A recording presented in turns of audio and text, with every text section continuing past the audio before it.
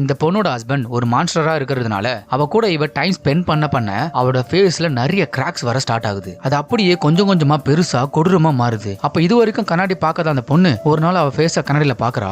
அப்பதான் தெரியுது அவளோட ஃபேஸ் எப்படி கொடூரமா இருக்குன்னு. இதனால அதை பத்தி ரிசர்ச் பண்ணி எதனால அவ ஃபேஸ் இப்படி மாறி இருக்குன்னு கண்டுபிடிச்சிடறா. அதுக்கப்புறமா அவ ஃபேஸ் திரும்ப நார்மல் ஆக்குறதுக்காக ஒரு புக்ல இருந்து பேய் ஓட்டுற மந்திரத்தை கையில எழுதிட்டு அவளோட ஹஸ்பண்ட் கிட்ட போயிட்டு அந்த மந்திரத்தை சொல்றா. ஆனா ஃபர்ஸ்ட் அவனுக்கு எதுவுமே ஆகல. ஆனா அவ கண்டினியூவா படிக்க அவன் ரொம்ப கோவப்பட்டு அவளோட கழுத்து நெரிச்சு சாவடிக்க வரான். இதை பார்த்துட்டு இருக்க ஒரு பொண்ணு அவ கையில வச்சிருக்க பேட்டால அவன் அடிக்க அவனோட உடம்பு அப்படியே வெடிச்சு செதறுது. அடுத்த செகண்ட் அந்த பொண்ணு நார்மல் ஆகிடுறா. இதை வீட்டுல இருக்கவங்க கிட்ட சொல்றதுக்காக போறா. அப்ப அவளோட ஃப்ரெண்டோட ஃபேஸ்லயும் கிராக் வந்திருக்கிறத பாக்குறா. அவளோட ஃபேஸ் மாறதுக்கான ரீசன் அவளுக்கு கிஃப்டா ஒருத்தவங்க தந்த பன்னிக்குட்டி தான். அதனால அவளோட ஃப்ரெண்டையும் நார்மல் ஆக்கணும்னு அந்த பன்னிக்குட்டி இருக்கிற ரூமை உடைச்சிட்டு உள்ள வந்து பார்த்தா அந்த பன்னிக்குட்டி பார்க்கவே ரொம்ப கொடூரமான மான்ஸ்டரா மாறி இருக்கு. அப்ப இந்த பொண்ணு அவ கையில எழுதிருக்கிற மந்திரத்தை சொல்றா.